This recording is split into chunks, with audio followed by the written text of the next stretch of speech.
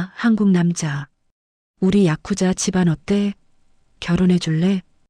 회의실 문을 열자마자 일본 여자인 미카가 준호의 앞에 턱 하고 앉으며 비웃듯 말했다. 회의실 안이 순식간에 얼어붙었다. 다들 숨을 멈췄지만 정작 당사자인 준호는 아무 표정 없이 서류만 정리했다. 그 태어남이 미카를 더 자극한 걸까? 미카는 다시 고개를 기울이며 준호를 내려다봤다. 왜? 말도 못해? 한국 남자치곤 너무 얌전한 거 아니야? 하지만 아무도 몰랐다. 이 얌전해 보이는 남자가 일본 폭력 조직조차 건드리지 못하는 특임대 출신이라는 사실을, 그리고 미카의 이 조롱 한마디가 그녀의 인생을 완전히 뒤집어 놓게 될 줄도. 과연 이 회의실에서 어떤 일이 벌어질까요? 구독과 좋아요로 함께 해주세요. 오늘의 사연 시작합니다. 미카는 회의가 끝난 뒤에도 자리에서 바로 일어나지 않았다. 주변 사람들은 하나둘 빠져나갔지만 그녀는 의자에 걸터 앉아 다리를 흔들었다. 말을 꺼내기 위해 기다리는 사람처럼 보였지만 사실은 준호의 반응을 더 보고 싶었던 것이다. 아까 말이야. 미카가 먼저 입을 열었다. 왜 대답도 안 해? 겁먹은 거야? 준호는 서류 가방을 닫고 천천히 미카를 보았다. 시니어들도 한 번에 이해할 수 있을 만큼 단순한 표정이었다. 놀라지도 화내지도 당황하지도 않는 얼굴. 그저 조용히 관찰하는 자세였다. 업무 때문에 온 겁니다. 준호가 짧게 말했다. 개인적인 얘기는 하지 않는 게 좋겠습니다. 미카는 그 말에 웃음을 터뜨렸다. 진지하네. 그래서 더 약해 보인다니까. 우리 가문이 어떤 곳인지 한국에서 들은 게 없나? 준호는 대답하지 않았다. 대신 문 쪽을 향해 걸어갔다. 발소리도 크게 내지 않았다. 살아온 방식이 다른 사람이라는 게 느껴질 정도로 조용했다. 그 모습을 뒤에서 보던 미카는 더 큰 우월감이 생겼다. 속으로 이렇게 생각했다. 역시 별거 아니야.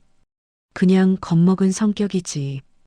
그녀는 가문 교육을 받으며 자랐고 어릴 때부터 외부인을 마음대로 판단하는 법을 익혀왔다. 조직의 힘은 절대적이며 이름 하나만으로도 사회 여러 층을 움직일 수 있다고 배웠다.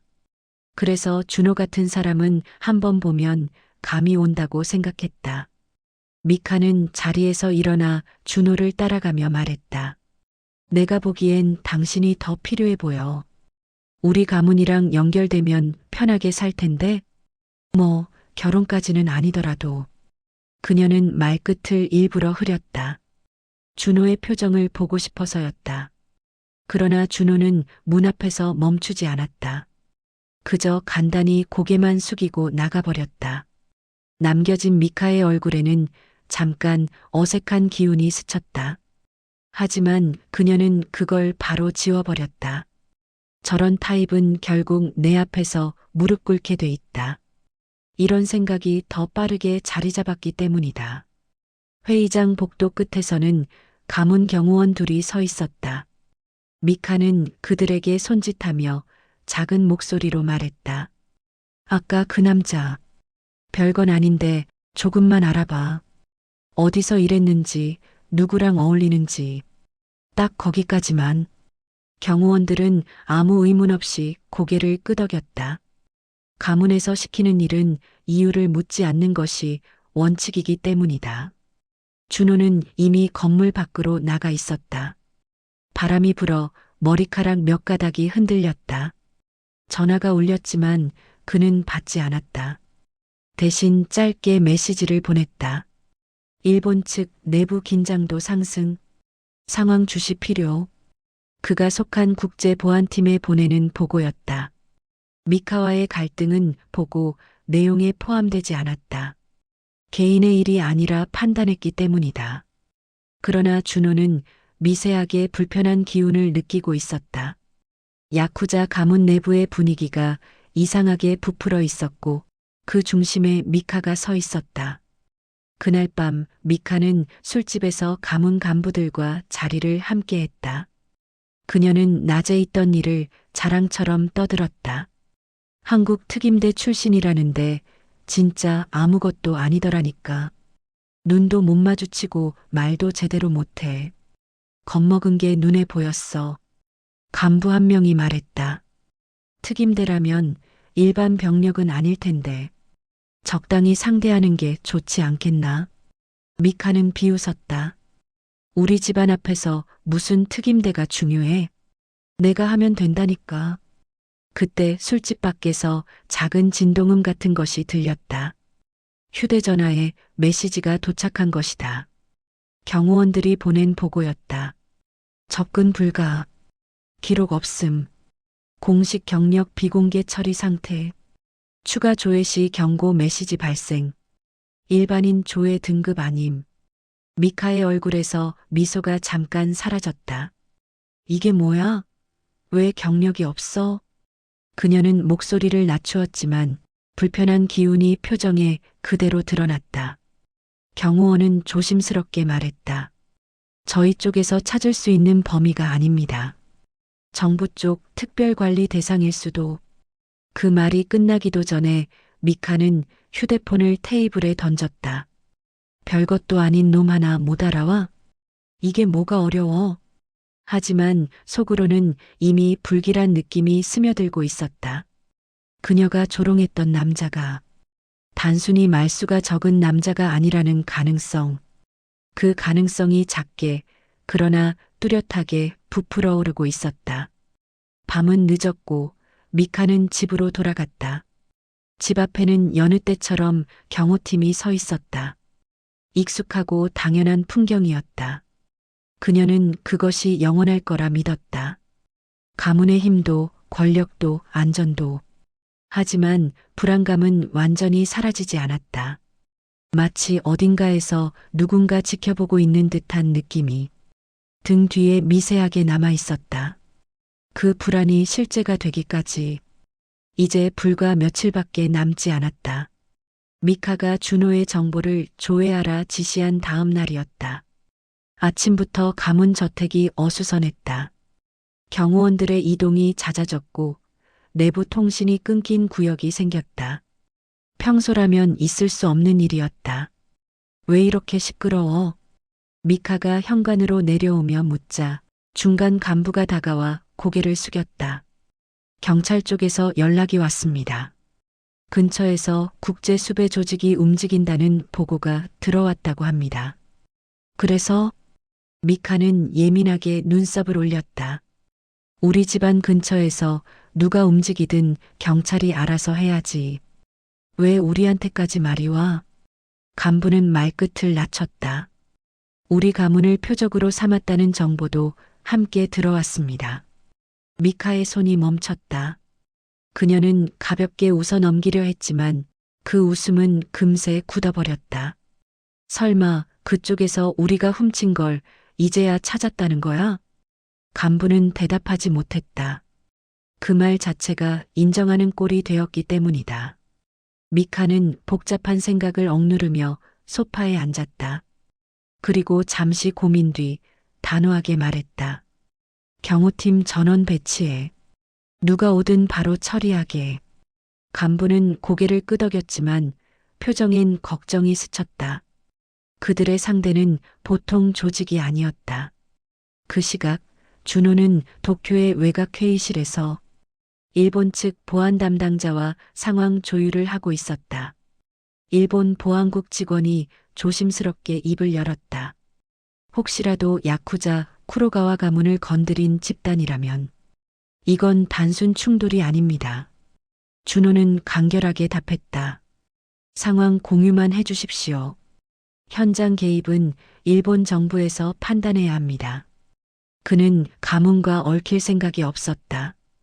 어제 미카의 태도도 이미 충분히 불쾌했다.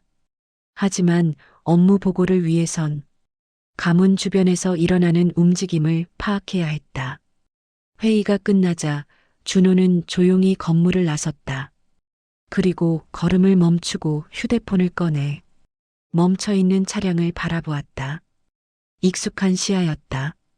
감시 차량의 엔진음이 아주 미세하게 흔들리고 있었다. 또 시작이군. 준호가 중얼쯤했다. 그는 가문 쪽에서 자신을 조사하고 있다는 걸 이미 알고 있었다. 그들의 방식도 익숙했다. 그리고 그들이 곧 자신이 감당할 수 없는 상대를 건드릴 것이라는 것도 어느 정도 예상했다. 몇 시간 뒤 야쿠자 가문이 운영하는 호텔 후문에서 총성이 짧게 울렸다. 경호원 둘이 쓰러졌고 건물 안에 있는 사람들은 바로 비상경보 버튼을 눌렀다. 그러나 이미 늦어 있었다. 검은 복면을 쓴 무장 조직이 총 20여 명 규모로 호텔을 점령해 들어갔다. 동선이 군사작전처럼 체계적이었다. 그들은 확실한 목적을 갖고 움직이고 있었다. 타깃은 단 하나. 가문의 후계자 라인. 그리고 미카. 대피. 모두 대피하라. 경호팀장이 비명을 질렀다. 그러나 아무도 제대로 움직이지 못했다. 통신이 끊겼고 출입구 절반이 이미 봉쇄되어 있었다. 미카는 9층 회의실에 있었다. 아래에서 들리는 총성과 비명에 얼굴이 하얗게 질렸다. 뭐야, 진짜 우리를 공격한다고? 숨이 짧게 끊겼다. 경호원 셋이 미카를 부축하며 이동하려 했지만 복도 끝에서 총성이 울리며 그들 중 한 명이 바로 쓰러졌다. 남은 두 명은 공포에 굳어지고 말았다. 움직여. 빨리. 미카가 소리쳤지만 그들의 다리는 흔들리기만 할 뿐이었다. 그 순간 건물 외벽 쪽에서 강한 충격음이 들렸다. 유리창이 흔들리고 위층에서 먼지가 떨어졌다. 10초 후 하네다 공항에서 준호가 탔던 차량이 호텔 주변에 등장했다. 그는 보고를 받은 뒤 상황을 즉시 파악했고 가문을 돕기 위해서가 아니라 인명피해가 확실하기 때문에 이동한 것이었다. 차에서 내린 준호는 빠르게 주변을 스캔했다. 총격음의 방향, 진입 동선, 복면 조직의 규모, 모두 몇 초 만에 정리되었다. 그는 건물 측면의 비상배관을 타고 9층까지 조용히 올라갔다. 발걸음은 조용했고 손동작은 군인 시절 그대로였다. 복도에 도착하자 바로 앞에서 경호원 한 명이 쓰러지는 모습을 보았다. 그리고 총을 든 남자 둘이 미카 쪽으로 접근하고 있었다. 멈춰. 진동 없이 낮은 목소리가 복도에 퍼졌다. 상대는 당연히 말을 듣지 않았다. 총구가 곧바로 준호를 향했다. 하지만 그 다음엔 그들이 반응할 틈이 없었다. 준호는 단 세 걸음으로 거리를 줄였고 순식간에 한 명의 팔을 꺾어 총을 떨어뜨렸다. 두 번째 남자는 도망치려 했지만 이미 준호의 발차기가 그의 턱을 정확히 꿰뚫었다. 미카는 문 뒤에서 그 장면을 보고 있었다. 놀람도 아니었다. 완전한 공포였다. 당신 뭐야? 미카가 떨리는 목소리로 말했다. 준호는 짧게만 말했다.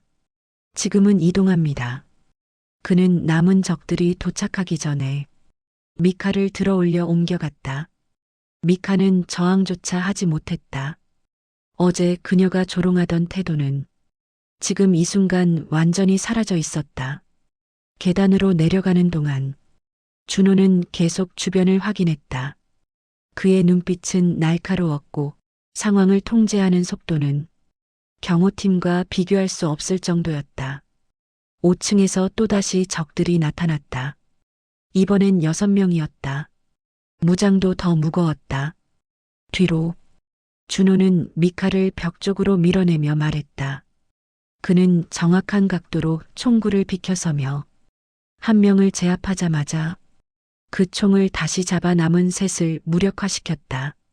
나머지 둘은 충격에 얼어붙어 있었다.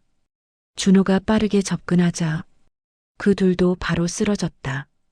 계단에 적의 몸이 널려 있었다. 미카는 숨소리가 흔들렸다. 그녀는 지금까지 본 어떤 장면보다 더 큰 충격을 받고 있었다. 왜 우리를 도와? 미카는 간신히 물었다. 준호는 고개를 돌리지 않았다. 당신들을 돕는 게 아닙니다. 죽게 둘 수 없어서 들어온 겁니다. 그 말에 미카의 눈이 흔들렸다. 자존심이 아니라 공포와 혼란 때문이었다. 1층에 도착했을 때 경찰 사이렌이 멀리서 들려왔다. 그러나 이미 건물은 엉망이었다. 이 사건은 곧 정부와 국제기구에 모두 보고될 것이다. 준호는 미카를 출입문 밖 안전지대까지 옮긴 뒤 잠시도 지체하지 않고 돌아섰다. 미카가 불렀다. 잠깐만. 당신 대체. 준호는 멈추지 않았다. 여기까지입니다. 저는 더 할 일이 없습니다. 그 말은 싸늘했다. 그리고 완전한 거리두기였다. 그가 멀어지는 뒷모습은 미카에게 평생 잊히지 않을 그림이 되었다. 그 순간부터 가문의 몰락은 더 빠른 속도로 굴러가기 시작했다. 쿠로가와 가문 저택은 평소와 다르게 침묵이 길게 흐르고 있었다. 습격 사건 이후 이틀이 지났지만 내부는 정리가 되지 않았다. 건물 곳곳에 늘어선 경호원들의 표정은 굳어 있었고 가문 간부들은 회의실에 틀어박혀 밖으로 한 발자국도 나가지 못했다. 사건의 전체 내용은 이미 경찰과 언론에 퍼졌다. 국제 수배 조직, 쿠로가와 가문 호텔 습격. 이 제목만으로도 일본 사회는 크게 흔들렸다. 가문 계열 기업의 주가는 하락했고 후원하던 정치인들은 연락을 받지 않았다. 쿠로가와 가문의 영향력이 하루가 다르게 줄어들고 있었다. 미카는 자신의 방에서 하루 대부분을 보냈다.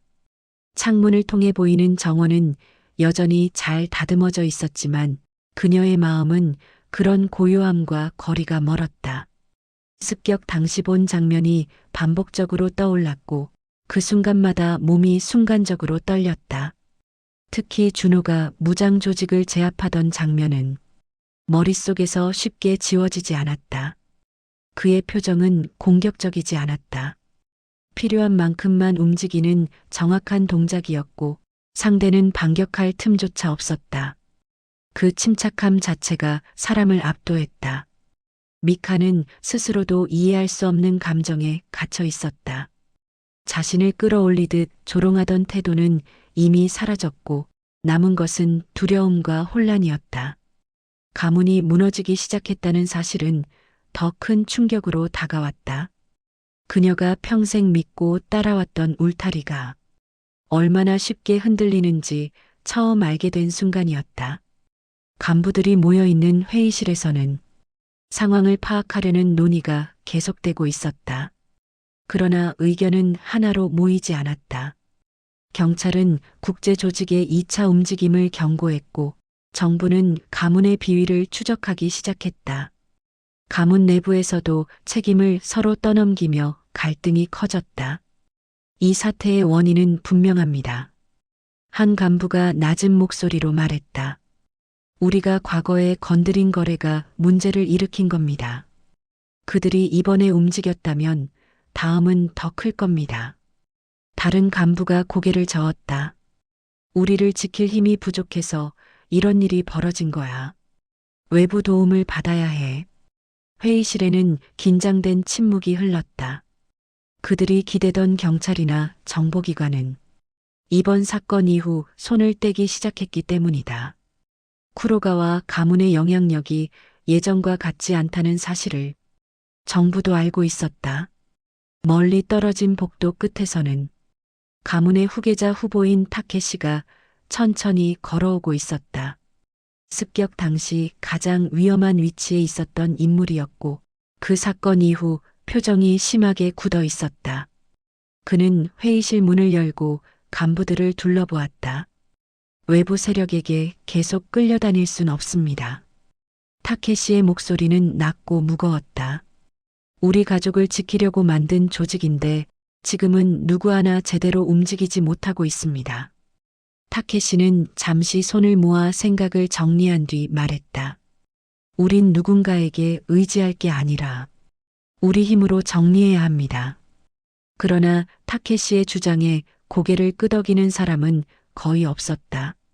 가문의 힘은 이미 약해져 있었고 경호팀의 인원 절반이 병원에 누워 있었다.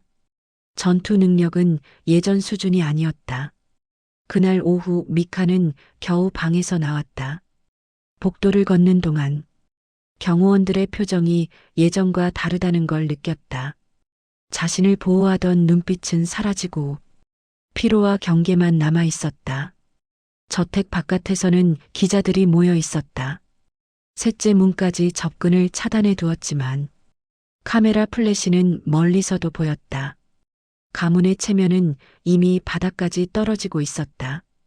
미카는 정원 벤치에 앉아 머리를 두 손으로 감싸쥐었다. 멀리서 들리는 사이렌 소리가 불길한 예감을 더 크게 만들었다. 그녀는 지금까지 생각하지 않았던 질문을 처음으로 스스로에게 던졌다. 우리가 잘못한 게 맞나? 가문이 정말로 붕괴될 수도 있는 건가? 그때 타케시가 조용히 다가왔다. 그는 미카 옆에 서서 정원을 바라보았다. 말을 길게 하지 않았고 단지 상황을 함께 바라보는 듯한 눈빛을 보였다. 괜찮아? 그의 짧은 물음은 가족으로서의 안부에 가까웠다. 미카는 고개를 끄덕였지만 목소리는 쉽게 나오지 않았다. 타케시, 혹시 우리가 감당 못하는 상대를 건드린 게 맞는 걸까? 타케시는 대답하지 않았다. 대신 한숨을 길게 내쉬었다. 그가 보여주는 침묵은 상황이 이미 되돌릴 수 없는 단계에 도달했다는 것을 의미했다. 시간은 무겁게 흘렀다. 해가 기울어 저택이 붉은색으로 물들어갈 때쯤 경호팀에서 긴급 연락이 들어왔다. 보고합니다. 국제 수배 조직의 잔당이 주변에 나타났습니다. 병력수 파악 중. 저택 전체에 긴장 경보가 울렸다. 경호원들이 바삐 움직였고 간부들은 회의실에서 뛰쳐나왔다. 미카도 자리에서 일어나 상황을 확인하려 했지만 타케시가 팔을 가로막았다. 넌 안 나가는 게 좋다. 그의 표정에는 불안이 짙게 드리워져 있었다. 저택 주변 도로에서는 낯선 차량들이 서성이고 있었다. 정체가 확인되지 않는 차들이었다. 조직의 잔당인지 경찰인지 혹은 다른 세력인지도 알 수 없었다. 언제부터인지 쿠로가와 가문은 자신들의 땅에서조차 누구의 눈을 피해 움직이지 못하는 상태가 되어 있었다. 밤이 되자 경호 인력 절반이 교체되었고 저택은 외부와 거의 단절되었다. 전등은 모두 켜져 있었지만 그 밝음은 불안함을 감추지 못했다. 그날 늦은 밤 미카는 창문 앞에 서서 기억 속 준호의 모습을 떠올렸다. 습격 당시 그는 단 한 번의 흔들림도 없었고 오직 필요한 순간에 필요한 만큼만 움직였다. 그는 자신을 구하긴 했지만 그 뒤로는 어떤 연락도 없었다. 왜 구해준 거지? 왜 나를 데리고 나간 거야? 왜 지금은 아무 말도 없는 거야? 미카는 쉽게 잠들지 못했다. 자신이 조롱했던 상대에게 생명을 빚진 현실을 받아들이기 어려웠고 동시에 두려움이 점점 깊어지고 있었다. 그녀가 잠에 들기 직전 저택 외곽에서 또다시 작은 경보음이 울렸다. 이번에는 경호원도 바로 대응하지 못했다.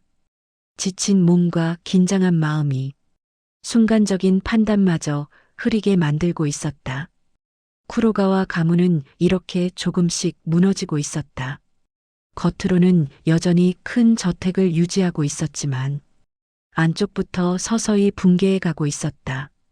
그리고 미카는 그 중심에 서 있었다. 자신이 만든 갈등도, 자신이 조롱한 상대도, 자신이 의지하던 울타리도 하나씩 무너지고 있었다. 그녀는 아직 모르고 있었다. 이날 밤의 작은 흔들림이 가문의 몰락을 완전히 드러내는 다음 사건의 전조라는 것을. 쿠로가와 저택의 새벽은 평소보다 훨씬 무거웠다.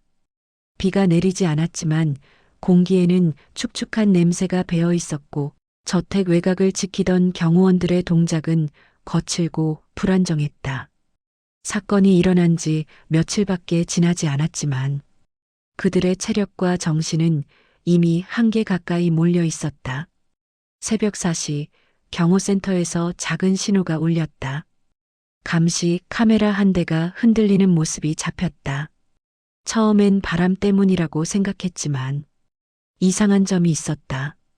바람이 불지 않는 방향에서 움직임이 발생한 것이다. 감시 담당자는 화면을 확대하며 긴장한 손을 떼지 못했다. 쿠로가와 가문은 오랫동안 철저한 감시망을 유지해왔다. 출입하는 차량 정보는 모두 기록했고 저택 주변의 동선은 완전히 통제된 상태였다. 그러나 이번 사건 이후 그 질서가 흔들리고 있었다. 잦은 공격, 불안한 인력, 외부의 압박이 겹쳐 감시 체계가 조금씩 벌어지기 시작했다. 아침이 되자 간부들은 다시 회의실에 모였다. 자리마다 종이컵이 가득했고 책상 위에는 정리되지 않은 보고서가 어지럽게 흩어져 있었다. 한때 질서 있게 운영되던 회의실은 이제 위기 상황을 상징하는 공간이 되어 있었다. 간부들은 말을 아꼈다. 누구의 잘못인지 따지기보다 무엇이 더 무너질지 먼저 걱정해야 하는 분위기였다. 기록을 검토한 경호팀장은 어느 시점부터 외부 감시가 불가능했던 구역이 있다고 보고했다. 감시 장비가 누군가에 의해 조작된 흔적이었다. 내부자짓입니까? 간부 한 명이 조용히 물었다. 대답은 나오지 않았다. 가문 내부의 혼란은 이미 그 정도로 심각했다. 미카는 회의실 문이 열려 있는 틈 사이로 간부들의 불안한 얼굴을 바라보고 있었다. 그녀는 방에서 나오지 않으려 했지만 계속된 경보음과 저택의 변화가 그녀를 가만히 두지 않았다. 불안은 점점 압박이 되어 그녀를 복도로 끌어냈다. 회의실에서 나오는 대화는 조각조각 들렸다. 정부 조사 시작, 계열사 압수 가능성, 경찰 보호 포기. 가문의 힘은 이미 사회적으로 드러나는 수준까지 약해지고 있었다.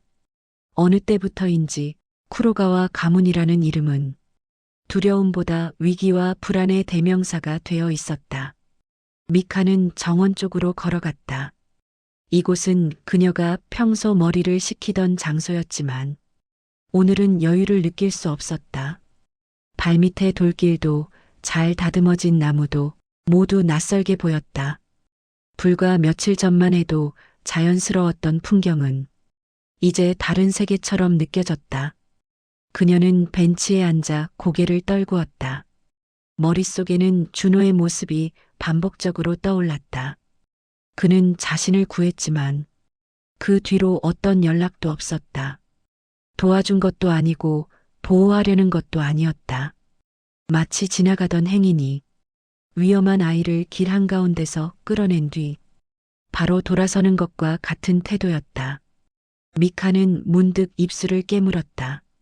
전에는 단 한 번도 생각하지 않았던 감정이 자랐다. 취약함, 그리고 책임감이 뒤늦게 떠오르는 듯한 묘한 느낌.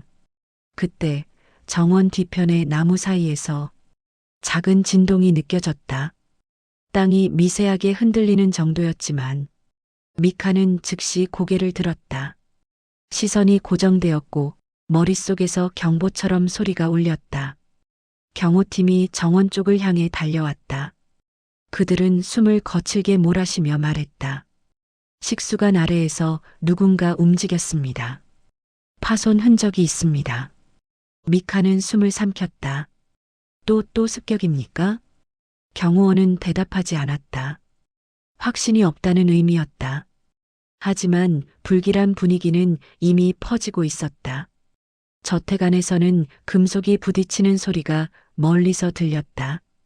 누구도 그 소리를 모른 척할 수 없었다. 숨을 억지로 참는 경호원들의 얼굴에 긴장이 그대로 드러났다. 잠시 후 저택 내부 방송이 울렸다. 전체 경호원 비상대기.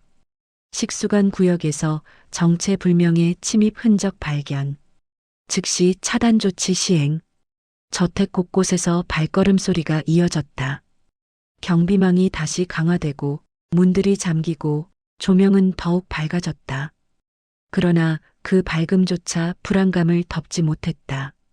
미카는 다시 자신의 방으로 향했다.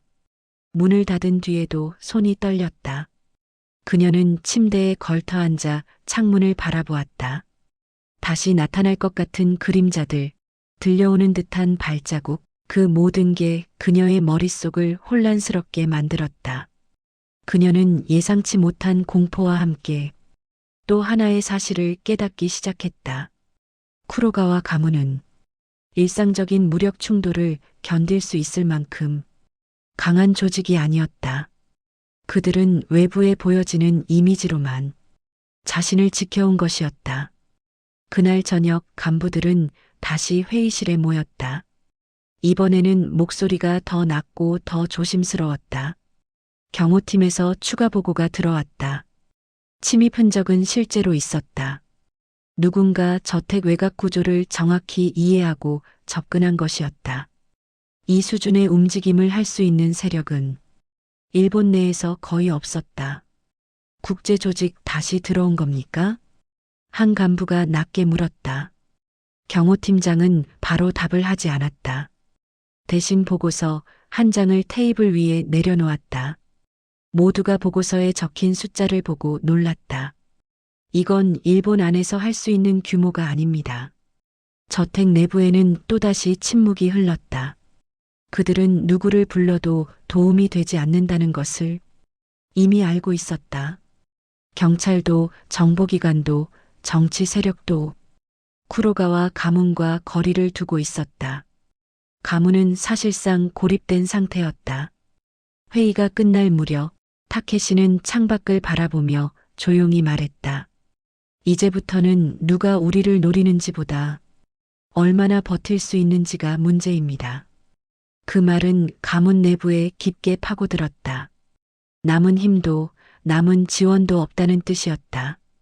밤이 깊어갈수록 불안은 더욱 거세졌다.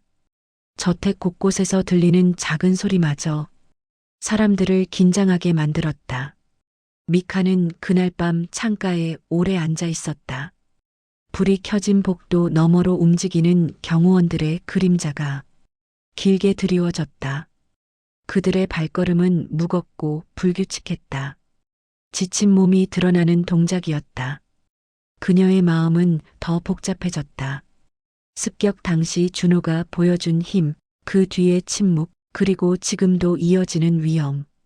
그 모든 것이 뒤엉켜 작은 파동처럼 흔들렸다.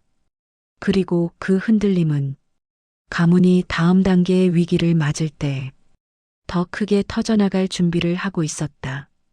쿠로가와 저택에 또다시 긴장이 드리워진 다음 날, 아침 공기는 어딘가 더 무겁게 가라앉아 있었다.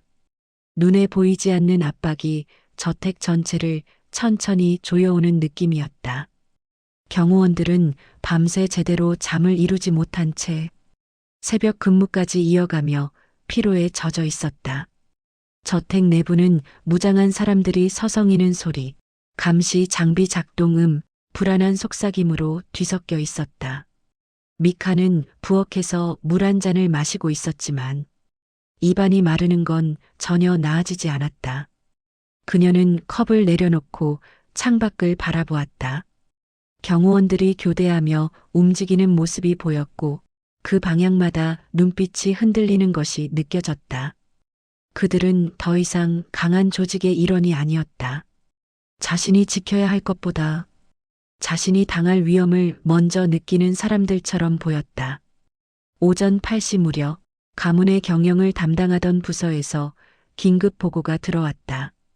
계열회사 두 곳이 거래처의 압박을 받았고 거래 정지 통보까지 받았다는 내용이었다. 예전 같았으면 상상도 못할 일들이 이젠 하루에도 몇 번씩 터지고 있었다. 회의실에 모인 간부들은 보고서를 펼쳐놓고 한 사람씩 고개를 숙였다. 종이 위의 글자는 차갑고 명확했다. 거래 중단 사유 조직 관련 위험 증가.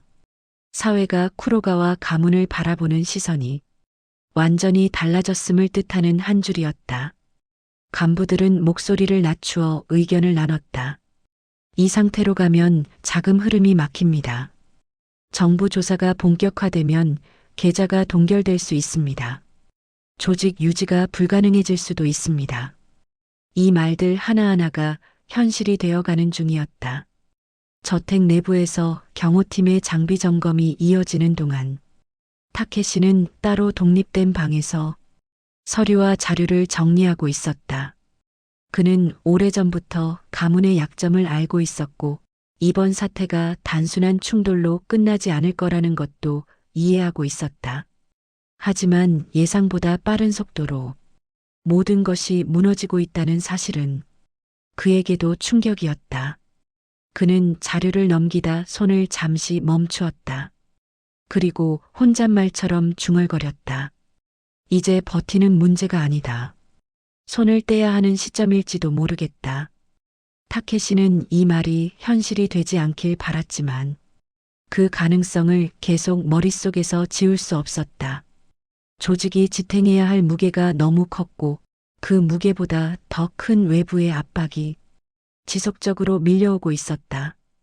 오후 2시가 되자 저택 뒤편의 출입구에서 또다시 작은 이상 신호가 감지되었다. 경호팀은 즉시 현장으로 이동했다.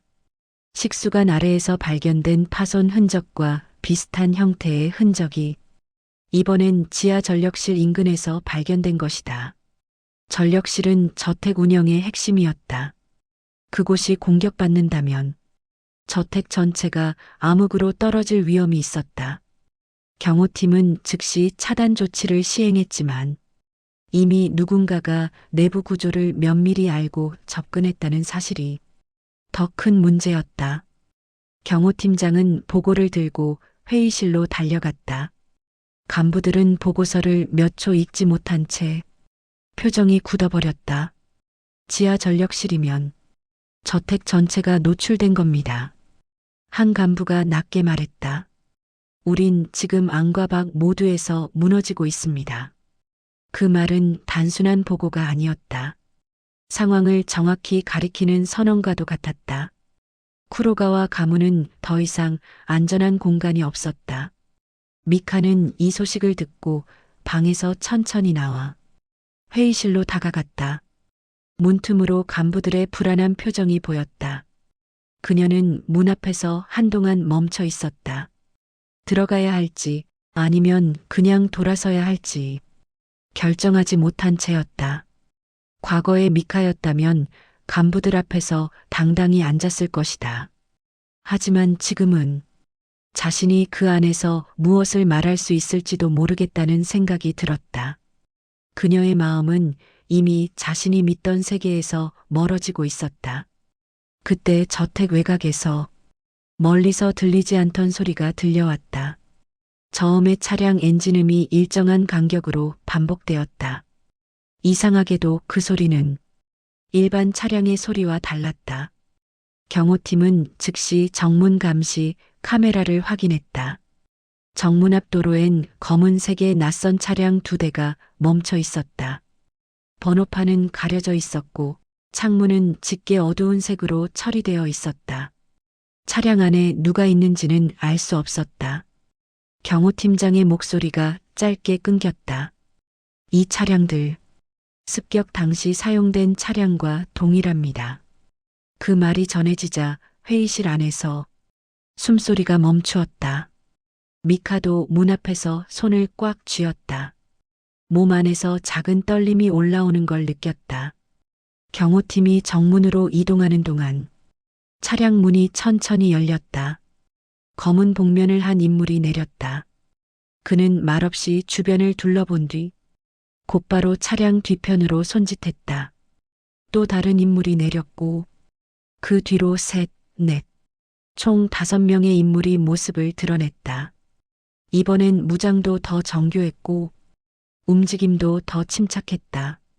그들은 호텔에서 벌어진 습격보다 더 높은 수준의 팀이 분명했다. 저택 내부에서 경보가 울렸다. 정문 위협 발생, 전원 배치 준비.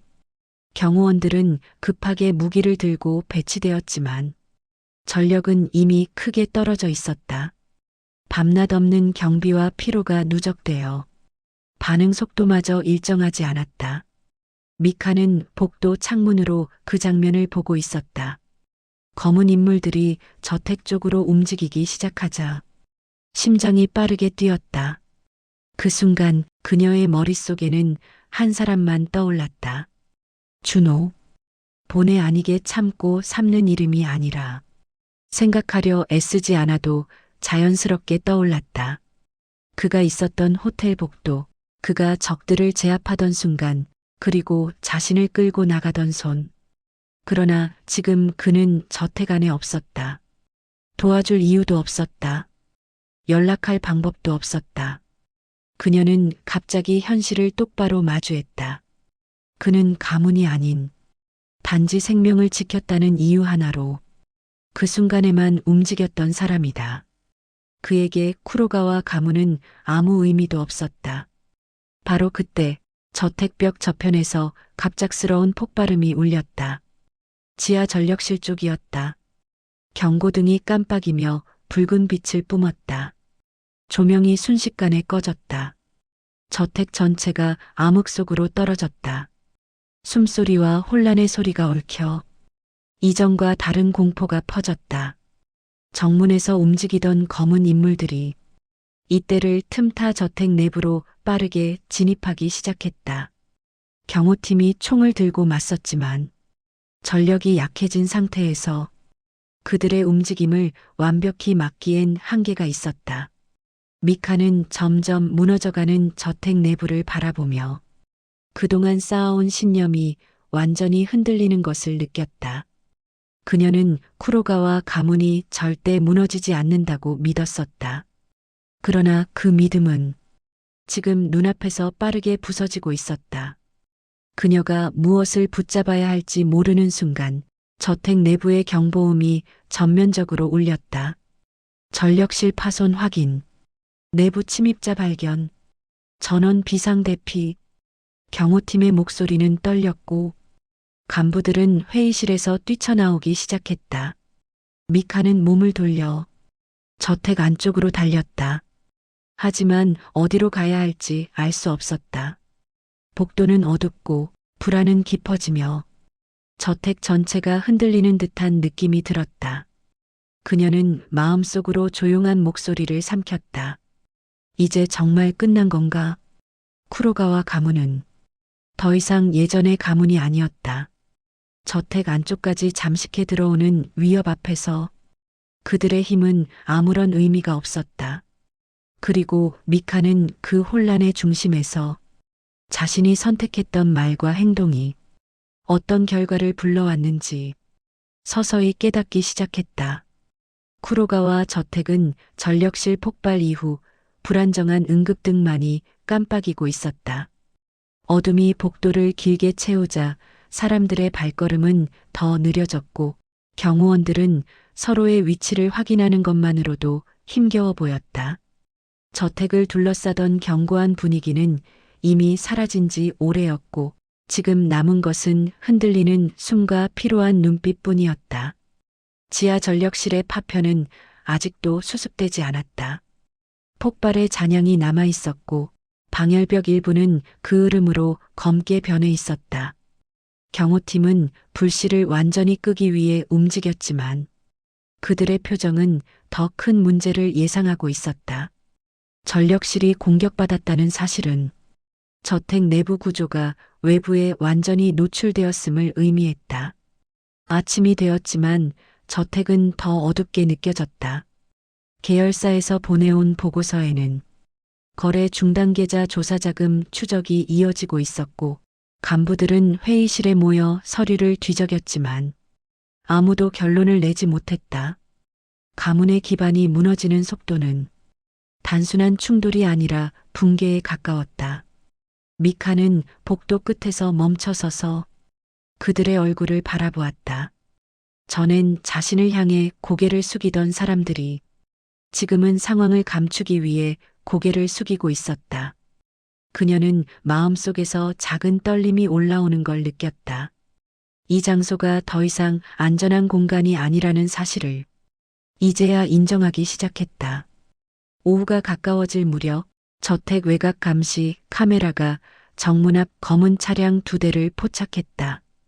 번호판은 가려져 있었고 창문은 어둡게 처리되어 안을 볼 수 없었다. 경호팀에서 차량 정보를 확인한 결과는 간단했다. 호텔 습격 당시 사용된 차량과 동일했다. 경비망이 다시 긴장했고 저택 곳곳에 무거운 침묵이 내려앉았다. 그 시각 도심의 한 상황실에서는 준호가 일본 보안 담당자들과 함께 저택 외곽 위성 화면을 바라보고 있었다. 전력 차단 이후의 움직임, 정문 접근 신호, 그리고 지하 구조의 진동까지 모두 화면에 뜨고 있었다. 준호는 화면을 보며 적이 단순한 보복을 넘어 마무리 단계에 들어갔다는 것을 느꼈다. 보안 담당자가 조심스럽게 물었다. 특수부대 투입을 검토하고 있습니다만 시간이 더 필요합니다. 준호는 주저없이 말했다. 그 시간이 저택 안의 상황보다 느립니다. 이미 내부는 장악당했을 가능성이 큽니다. 그의 말이 상황실에 무겁게 내려앉았다. 그는 쿠로가와 가문을 보호하는 책임을 떠안지 않았지만 생명 피해를 줄이기 위해선 현실적인 판단을 해야 했다. 저택에서는 경보음이 다시 울렸다. 누군가 2층을 통해 침입했다는 보고였다. 경호원 몇 명이 대응에 나섰지만 이미 그들의 반응 속도는 평소 절반에도 미치지 못했다. 피로, 공포, 혼란이 겹쳐 움직임이 매끄럽지 않았다. 미카는 복도에서 흔들리는 불빛을 바라보며 자신의 손이 점점 차가워지는 걸 느꼈다. 방금 전 본 정문 차량, 폭발 직후의 혼란, 호텔에서 준호가 보여준 힘, 모든 것이 머릿속에서 뒤섞여 숨쉬기조차 힘들게 만들었다. 타케시는 가족을 지하 대피실로 이동시키고 있었다. 하지만 지하 또한 안전하다는 보장이 없었다. 전력실이 공격받은 이상 지하 통로 역시 취약해진 상태였다. 그는 상황마다 선택지를 계산했지만 어느 쪽이든 위험한 점은 다르지 않았다. 그때 미카의 휴대전화가 울렸다.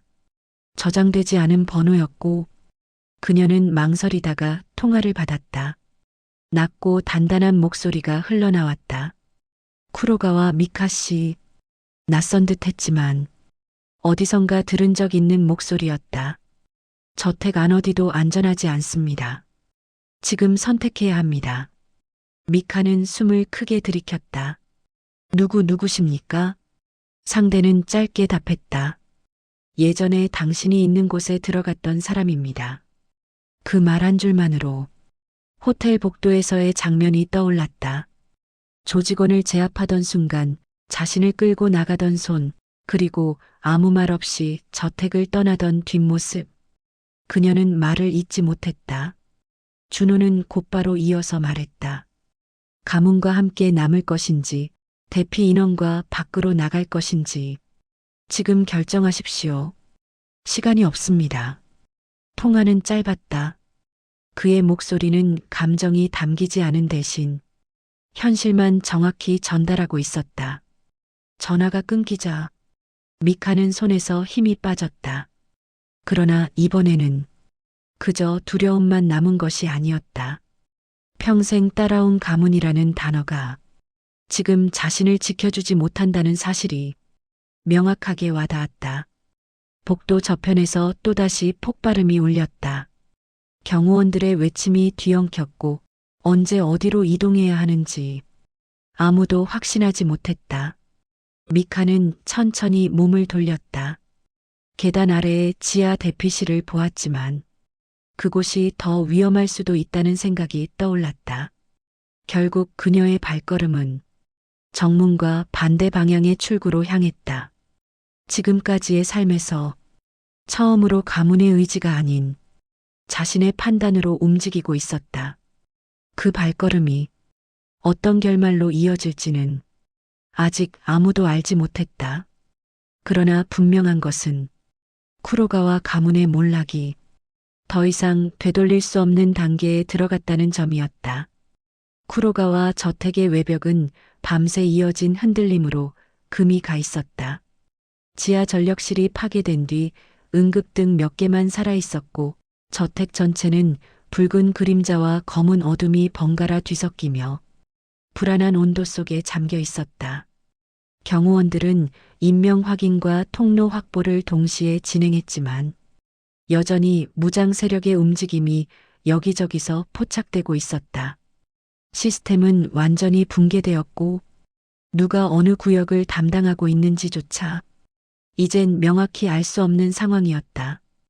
2층 서쪽 복도에서는 깨진 유리창과 떨어진 조명 잔해가 발밑을 어지럽혔다. 그 사이를 걷는 타케시의 표정은 굳어 있었다. 그는 경호팀에서 전달받은 무전을 반복해서 확인했다. 전력실 인근 통로에서 침입 흔적이 다시 발견되었고 정문 방향에 있던 인원들은 이미 전면 철수한 상태였다. 남아있는 사람들은 가문 구성원과 일부 경호팀 그리고 상황을 판단할 시간이 부족한 간부들 뿐이었다. 타케시는 상황을 다시 계산했다. 저택 중심부에 가족을 모아두는 것이 맞는지 아니면 각자 최소 위험 구역으로 흩어져야 하는지. 하지만 어떤 선택을 하더라도 안전하다는 보장은 없었다. 외부 조직이 저택 구조를 이미 완벽히 파악하고 있다는 사실이 이번 사태에서 가장 큰 위협이었다. 지하 대피실에서는 가족 몇 명과 간부들이 모여 있었다. 숨소리만으로도 긴장이 들렸고 누군가는 기도하듯 손을 모으고 있었다. 그 중에는 미카도 있었다. 그러나 그녀는 지하에 오래 머물지 않았다. 손에 쥐고 있던 휴대전화의 통화 기록을 바라보다 조용히 일어나 다시 계단으로 향했다. 계단 위로 올라가는 동안 벽에 부딪히는 먼지 냄새와 금속이 긁히는 소리가 섞여 불안감을 더했다. 복도에 올라온 미카는 저택이 가진 위험이라는 것이 어찌나 쉽게 무너지는지 새삼 느꼈다. 벽에 걸린 액자 속 조상들의 초상은 어둠 속에서 불규칙하게 흔들렸고 그 아래를 지나가며 그녀는 스스로를 쿠로가와의 일원이 아닌 그저 한 사람으로 느끼기 시작했다. 그 감정은 낯설었지만 지금 상황에서는 오히려 현실적이었다. 폭발 이후 남겨진 잔해 사이에서 경호원 몇 명이 작은 손전등을 들고 출입구 방향을 점검하고 있었다. 그들은 미카가 다가오는 것을 보고도 예전처럼 인사하거나 고개를 숙이지 않았다. 눈빛에는 여유가 없었고 그저 다음 위협이 어디에서 올지 예측하기 위해 주위를 스캔할 뿐이었다. 가문 구성원이 지나가는 것쯤은 지금 상황에서 아무 의미도 없었다. 미카는 저택 북쪽 출구 쪽으로 발걸음을 옮겼다. 그곳은 보통 사용하지 않는 문이었고 가족과 간부들도 잘 모르는 문이었다. 하지만 준호의 말이 떠올랐다.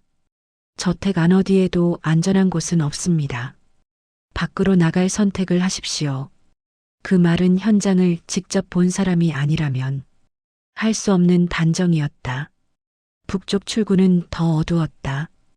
응급등마저 끊겨 있었고 복도 끝에서는 연기 냄새가 남아 있었다.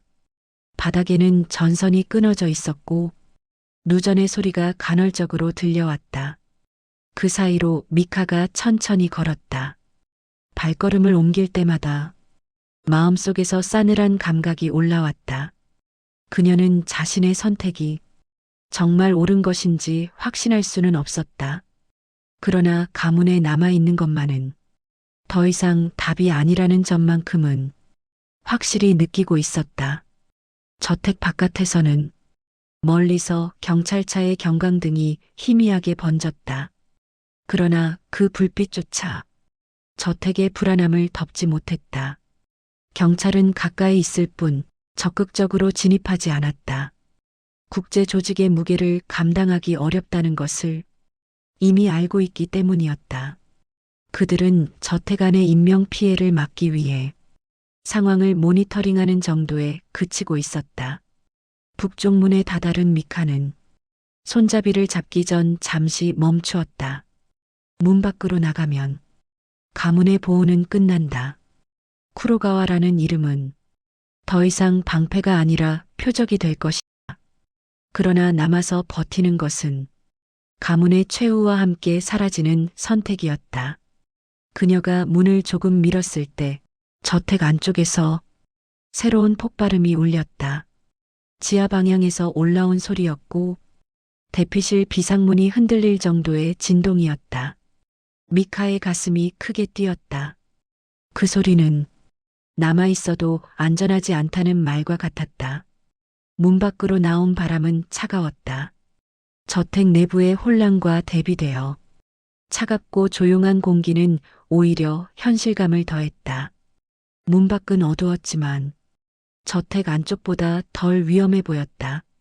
그녀는 문을 완전히 열고 바깥으로 몸을 내밀었다. 그러나 한 발 내딛는 순간 저택 외곽 나무 사이에서 미세한 기척이 느껴졌다. 바람에 움직이는 소리와는 다른 확실한 인간의 움직임이었다. 그녀는 몸을 움츠리며 뒤를 돌아봤지만 주변은 어둠뿐이었다. 정문 쪽에서 난 움직임과 별개로 북쪽에도 누군가 배치되어 있다는 뜻이었다. 경호팀이 이 구역을 감시하지 못한 이유를 그제야 이해했다. 조직은 저택 전체를 감싸고 있었고 가문 내부의 움직임을 하나하나 지켜보는 듯했다. 그러나 되돌아갈 수는 없었다. 지금 이 선택은 단순히 도망이 아니라 자신이 살기 위해 내린 첫 결정이었다. 그녀는 숨을 고르고 천천히 어둠 속 길을 향해 걸어갔다. 뒤에서는 또 한 번 경보음이 울렸다. 저택은 완전히 난장판이 되어 있었다. 그 모습이 멀어질수록 미카는 자신이 어떤 선택을 하고 있는지 더 명확하게 이해하기 시작했다. 쿠로가와 가문은 이미 무너지고 있었고 그 안에 남아있는 사람들은 더 큰 위험을 맞을 수밖에 없었다. 이제 그녀가 기대해야 할 것은 가문이라는 이름도 권력도 아니었다. 그녀는 밤 공기를 들이마셨다. 그리고 조용히 말했다. 이제 나 혼자 가는 거야. 저택 안에서 터져나오는 소리들이 멀어지고 있었다. 그 소리는 그녀의 과거가 무너지는 소리와도 같았다. 하지만 앞으로의 길은 그 소리보다 더 조용했고 더 낯설었다. 그리고 그 길 끝에는 미카가 아직 알지 못하는 다음 사건이 기다리고 있었다. 미카가 북쪽 출구로 빠져나온 순간 쿠로가와 저택 뒤편의 산책로는 어둠 속에서 길게 이어져 있었다. 평소라면 경호원 둘이 서 있던 자리였지만 지금은 아무도 보이지 않았다. 바람만이 가지 사이에서 훅 지나갔고 그 사이로 희미한 흙 냄새가 섞여 올라왔다. 저택 안에서 울리던 경보음은 점점 멀어지는 듯 했으나 그 소리는 계속해서 그녀의 등 뒤를 밀어냈다. 잠시 멈추어 숨을 골랐지만 몸은 여전히 긴장으로 굳어 있었다. 그녀는 뒤를 돌아 저택을 바라보았다. 붉은 응급등이 번갈아 깜빡이며 저택의 실루엣을 비추고 있었다. 정문과 지하 쪽에서 드나드는 그림자들이 멀리서도 보일 정도로 어지러웠다. 가문 전체가 흔들리는 소리가 밤 공기 속으로 골고루 퍼지고 있었다. 그러나 북쪽 산책로는 조용했다. 이 구역은 저택에서도 비교적 외진 곳이었고 정기 점검 외에는 거의 사용되지 않았다. 그래서인지 지금은 어둠과 공기만이 남아 있었다. 그 조용함이 오히려 불안을 키웠다. 언제든 누군가 숨어 있을 수 있는 공간이었기 때문이다. 미카는 조심스럽게 발걸음을 옮겼다. 길 위에 떨어진 나뭇가지가 밟힐 때마다 짧은 파편 소리가 어둠 속으로 번졌다. 그때마다 그녀는 멈춰섰고 귀를 기울였고 주변의 낌새를 다시 확인했다. 어둠 속에서 움직이는 모든 요소가 위협으로 느껴졌다. 그러나 되돌아가야 한다는 생각은 없었다. 저택 안으로 돌아가는 것은 더 큰 위험을 향해 걸어가는 일과 같았다. 산책로는 약간 아래로 내려가는 구조였다. 너무 깊지 않은 경사였지만 불빛이 없으니 더 가파르게 느껴졌다. 위쪽에서 저택의 작은 비명이 들릴 때마다 그녀의 어깨는 움찔거렸다. 가문에 뒤틀린 숨소리가 이제는 더 이상 자신과 상관없는 듯 느껴지기도 했다. 그러나 얼마 지나지 않아 산책로 끝에서 작은 빛이 보였다. 손전등이라기엔 너무 작고 흔들렸지만 누군가가 서 있는 흔적이었다. 그 빛은 크게 움직이지 않았고 일정한 간격으로 멈춰 있었다. 미카는 숨을 멈추고 그 빛을 응시했다. 그 빛의 정체는 금세 확인되었다. 경호원은 아니었다. 붙잡히거나 쓰러진 사람도 아니었다. 검은 옷을 입은 채 한 사람의 그림자가 조용히 서 있었다. 얼굴은 어둠에 가려 보이지 않았고 단지 실루엣만이 희미하게 드러나는 정도였다. 그녀는 본능적으로 뒤로 물러났다. 그림자는 움직이지 않았다. 그러나 고요하게 서 있는 모습조차 침입자이거나 조직의 정찰자일 가능성이 있었다. 미카는 심장이 크게 뛰는 걸 느끼며 다시 한번 주변을 스캔했다. 어둠 속에서 두 번째 그림자가 나타날 수도 있는 상황이었다. 그때였다. 그림자가 조금씩 움직였다. 천천히 확신의 찬걸음으로 미카가 있는 방향으로 다가왔다. 발걸음은 한 번도 흔들리지 않았고 소리도 거의 나지 않았다. 그 움직임은 경호원이나 가문 구성원의 동작과 전혀 달랐다. 훈련받은 자의 발걸음, 적을 조용히 포착하는 걸음이었다. 미카는 뒤로 한 발 물러섰다. 그러나 발 뒤꿈치가 돌에 걸렸고 작은 마찰음이 났다. 그 순간 그림자는 완전히 멈추었다. 정확하게 그녀가 있는 위치를 파악한 듯 고개가 그쪽으로 향했다. 숨이 걸려 나오지 않았다. 이대로 뛰어가면 더 위험했다. 그러나 멈춰 있는 것도 위험했다. 그녀는 어느 쪽으로도 움직일 수 없는 상태가 되었다. 어둠 속 그림자가 천천히 손을 올렸다. 무언가를 꺼내는 듯한 동작이었다. 미카는 몸을 돌려달릴 준비를 했지만 그 순간 그림자는 손전등을 더 높이 들어 약하게 빛을 퍼뜨렸다. 빛 속으로 드러난 손에는 무기가 없었다. 그리고 마침내 그의 얼굴이 드러났다. 바로 그때 미카는 그가 누구인지 알아차렸다. 수개월 전 호텔 복도에서 자신을 끌어낸 손, 여러 명의 조직원을 제압했던 동작, 그 모든 것을 떠올리게 하는 실루엣, 준호였다. 그의 표정은 저택에서 본 사람과 다를 것 없이 침착했다. 다만 눈동자는 어둠 속에서 정확히 빛을 잡아 상황을 읽는 듯했다. 그는 가까운 거리에서 멈추었다. 그 거리감은 문제없는 보행자처럼 보였지만 조금만 움직여도 상대의 공격을 피하거나 제압할 수 있는 안전한 간격이었다. 미카는 한동안 말을 잇지 못했다. 준호가 나타난 이유를 전혀 상상할 수 없었기 때문이다. 그녀는 겨우 입을 열었다. 왜 여기에? 말은 작았지만 어둠 속에서는 충분히 들렸다. 준호는 대답하지 않았다. 대신 주변을 둘러보며 통로가 안전한지 확인했다. 그의 손동작은 단순했고 효율적이었다. 위협이 어디서 올지 파악한 뒤 그는 마침내 미카를 향해 시선을 돌렸다. 저택 안에서 이미 2차 충돌이 시작됐습니다. 목소리는 담담했다. 지하 대피실도 안전하지 않습니다. 당신이 밖으로 나가는 게 최소한의 선택이었습니다. 그 말은 미카의 판단이 틀리지 않았다는 뜻이었다.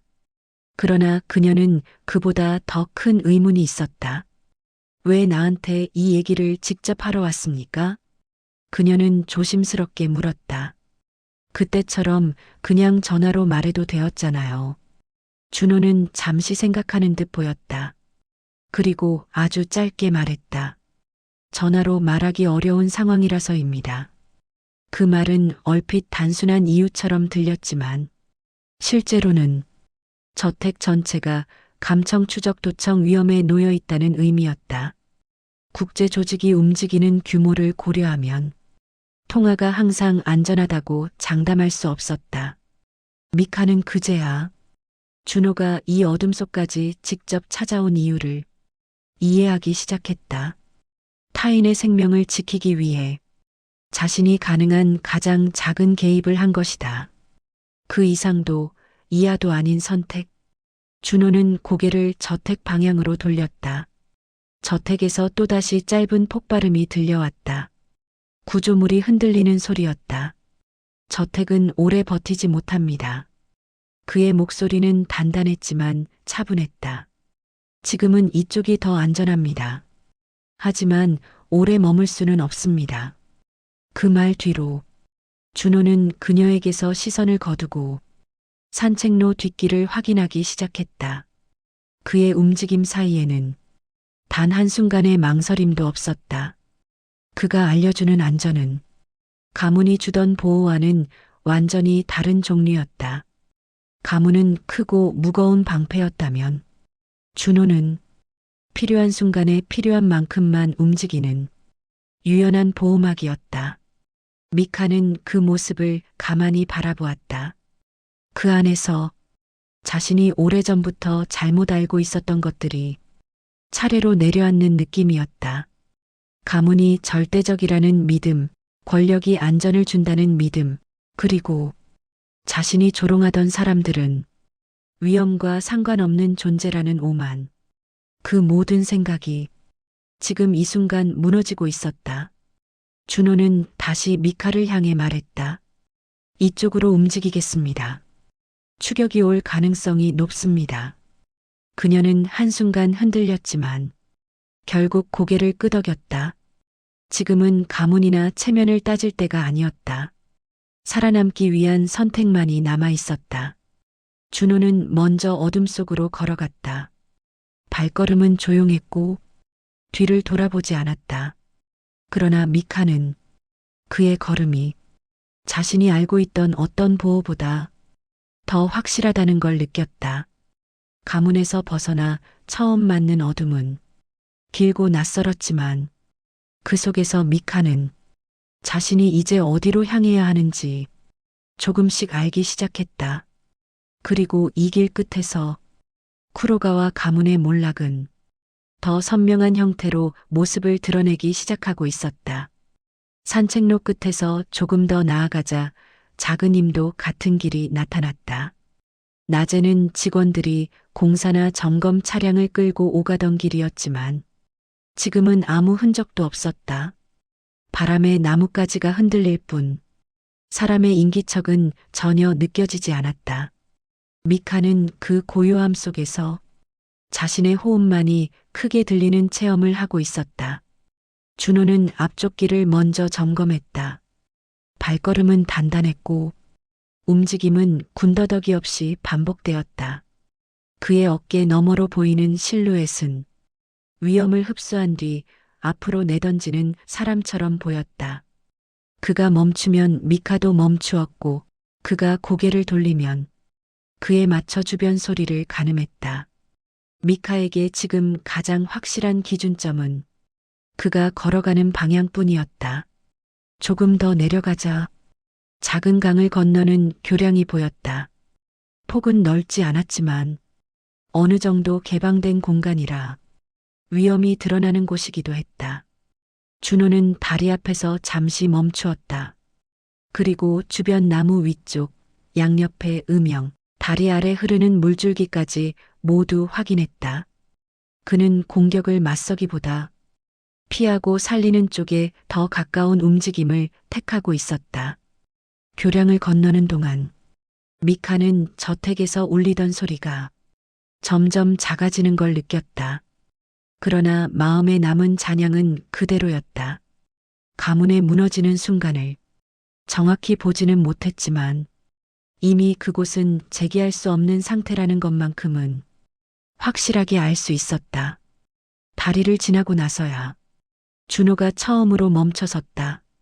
그는 미카를 향해 고개를 약간 돌렸을 뿐 표정은 크게 변하지 않았다. 그러나 그 말투에는 이제 상황을 정리한다는 냄새가 있었다. 여기서부터는 산림 지역입니다. 조직의 추격이 이어져도 저택만큼 빠르게 좁혀오진 못할 겁니다. 그는 주변을 한 번 더 살피며 말을 이었다. 그러나 당신이 앞으로 어떤 선택을 하든 가문에 돌아가지는 마십시오. 그 말은 명령이 아니라 냉정한 사실이었다. 미카는 숨을 깊게 들이쉬었다. 지금껏 어디에서도 듣지 못한 말이었다. 가문을 중심에 두고 자란 그녀에게 돌아가면 안 된다는 조언은 자신의 이름을 버리라는 말과 다르지 않았다. 그러나 준호의 말은 누군가의 감정이 아닌 현장에서 나온 결론이었다. 그녀는 천천히 고개를 숙였다. 말을 하지는 않았지만 그 사실을 받아들이기 시작했다는 표시였다. 준호는 더 말하지 않았다. 그는 앞으로의 길을 살피듯 어둠 속을 향해 시선을 돌렸다. 그러나 미카의 시선은 한동안 저택이 있던 방향을 벗어나지 못했다. 가문은 자신을 키운 장소였고 자신의 모든 선택이 시작된 곳이었다. 하지만 그곳은 지금 어둠 속으로 꺼져가고 있었다. 불빛 하나 없는 산길을 걸어가는 도중 미카는 문득 자신이 평생 가문 뒤에 숨어 있었다는 사실을 깨달았다. 권력의 그림자가 자신을 지켜준다고 믿었지만 그 믿음은 위기 앞에서 아무 역할도 하지 못했다. 그녀가 저지른 행동들, 조롱했던 순간들, 오만했던 말들, 그 모든 것이 지금의 혼란을 만들었다는 생각이 천천히 떠올랐다. 길을 걷는 동안 그녀는 준호에게 말을 걸지 않았다. 그는 그녀를 구하러 온 것이 아니라 그저 그 순간 가장 위험한 선택을 막아준 것뿐이라는 걸 이미 알고 있었기 때문이다. 그는 가문의 적도 아니고 구원자도 아니었다. 단지 해야 할 일을 정확히 이해하고 그 일을 수행하는 사람에 가까웠다. 산길을 몇 분 더 걸었을 무렵 저 멀리 낮은 길 조명이 희미하게 보이기 시작했다. 관리구역을 벗어난 지역의 조명들이었고 그곳은 경비 부담이 거의 없는 길이었다. 가문과 관련된 모든 시설에서 멀어지는 순간이었다. 준호는 마지막으로 멈추어 뒤쪽 저택 방향을 잠시 바라보았다. 어둠 속에서 붉은 빛이 마지막으로 번졌다가 곧 사라졌다. 저택은 완전히 침묵 속으로 내려앉았고 그 불빛은 가문이 살아있을 때의 흔적처럼 아주 작게 멀어져 있었다. 그는 미카를 향해 짧게 말했다. 여기서부터는 혼자 진행하십시오. 미카는 순간 멈춰섰다. 그 말 한 줄이 가문에서 벗어난 첫걸음이자 그녀가 혼자서 감당해야 할 시간의 시작이었다. 준호가 등을 돌리는 순간 그의 발걸음은 다시 군더더기 없는 움직임으로 돌아갔다. 그는 자신이 머무를 이유가 더 이상 없다는 듯 산길 너머 어둠으로 조용히 사라져갔다. 미카는 그의 뒷모습이 희미해질 때까지 가만히 서서 바라보았다. 그가 멀어질수록 그동안 자신이 의지하던 세계도 멀어졌다. 그 세계는 너무 크고 너무 단단한 줄 알았지만 실상은 작은 충돌에도 흔들리는 구조물이었음을 이제야 깨닫기 시작했다. 준호의 발소리가 들리지 않을 만큼 멀어졌을 때 미카는 비로소 숨을 내쉬었다. 저택은 무너졌고 가문은 흩어졌으며 그녀는 처음으로 쿠로가와라는 이름을 벗어나게 되었다. 그러나 자유라는 단어는 생각보다 더 차갑고 조용했다. 길가에 멈춰선 그녀는 밤하늘을 잠시 바라보았다. 가문에서 보던 넓은 마당의 하늘과 달랐다. 오늘의 하늘은 아무도 그녀를 지켜보지 않는 완전히 새로운 하늘이었다. 그녀는 두 손을 모아 작게 중얼거렸다. 이제 어떻게 해야 하지? 그 말은 누구에게도 닿지 않았다. 그러나 그것은 그녀가 앞으로 살아갈 길을 처음으로 스스로에게 묻는 질문이었다.